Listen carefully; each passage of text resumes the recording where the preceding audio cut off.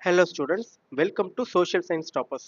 இந்த வீடியோவில் நம்ம என்ன பார்க்க போகிறோம் அப்படின்னா 2025 பப்ளிக் எக்ஸாமில் சோஷியல் சயின்ஸில் 96 மார்க் வாங்கின ஒரு ஸ்டூடெண்ட்டுக்கு எதனால் அந்த 4 மார்க் போச்சு அப்படின்னு தான் நம்ம பார்க்க போகிறோம்.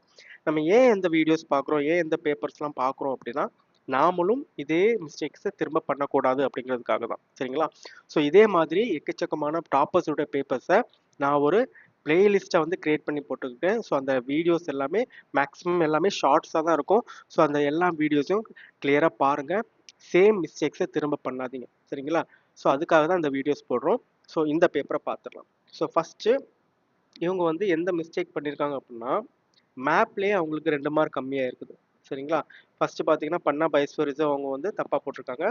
பெட்ரோலியம் ரீஜன் வந்து பார்த்தீங்கன்னா ஆக்சுவலாக கரெக்டு தான். பட் ஆன்சர் கீழே அந்த பிளேஸ் வந்து கொடுக்கல. புக்கில் இருக்குது பட் ஆன்சர் கீழே கொடுக்கல. ஸோ நீங்கள் வந்து மார்க் பண்ணக்கூடிய பிளேஸு ரொம்ப இம்பார்ட்டண்டான பிளேஸாக மார்க் பண்ணுங்கள். ஃபார் எக்ஸாம்பிள் பெட்ரோலியம் ரீஜன் உங்களுக்கு மும்பையிலே இருக்கும். நீங்கள் மும்பை மார்க் பண்ணிங்கன்னா கண்டிப்பாக எல்லாரும் மார்க் போட்டிருப்பாங்க. சரிங்களா? ஸோ எப்பயுமே நீங்கள் வந்து மேப்பில் மார்க் பண்ணும்போது நிறைய பிளேசஸ் இருக்குது அப்படின்னா ரொம்ப இம்பார்ட்டண்டான அந்த பிளேஸை மட்டும் மார்க் பண்ணுங்கள். ஓகே, அதை ஞாபகம் வச்சுக்கோங்க. ஓகே, அடுத்து என்ன மிஸ்டேக் பண்ணியிருக்காங்க அப்படின்னா 1 மார்க் எல்லாமே கிளியராக 14 அவுட் ஆஃப் 14 வாங்கியிருக்காங்க. 2 மார்க்லையும் எல்லாமே கரெக்டாக எழுதியிருக்கிறாங்க, ஃபுல் மார்க் வாங்கியிருக்கிறாங்க. சரிங்களா? Including compulsory 2 mark. Okay, but எதில் தப்பு பண்ணியிருக்காங்க அப்படின்னு பார்த்தீங்கன்னா 5 மார்க்கில் ஒரு ஈஸியான கொஸ்டின் தான் பாருங்கள், டேக்ஸ் கொஸ்டின். அதாவது நார்மலாக நம்ம புக் பேக்கில் என்ன கொஸ்டின் இருந்துச்சு அப்படின்னா explain some direct and indirect டாக்ஸஸாக இருந்துச்சு. பட் ஆனால் எக்ஸாமில் எப்படி கேட்டிருந்தாங்க அப்படின்னா டிஃபைன் டேக்ஸ்னு கேட்டுட்டு அதுக்கப்புறமா explain some direct and indirect டாக்ஸஸ்னு கேட்டிருந்தாங்க. அந்த டேக்ஸ்னுடைய டெஃபினிஷனுக்கு 1 மார்க் வச்சுருந்தாங்க.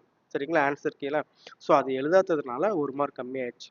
ஓகே, நெக்ஸ்ட் எதில் மார்க் கம்மியாக இருக்குது அப்படின்னு பார்த்தீங்கன்னா இவங்களுக்கு 8 மார்க்கில் கம்மியாக இருக்குது. ஓகேவா? 8 மார்க்கில் பார்த்தீங்கன்னா 1 மார்க் கம்மி பண்ணியிருக்காங்க.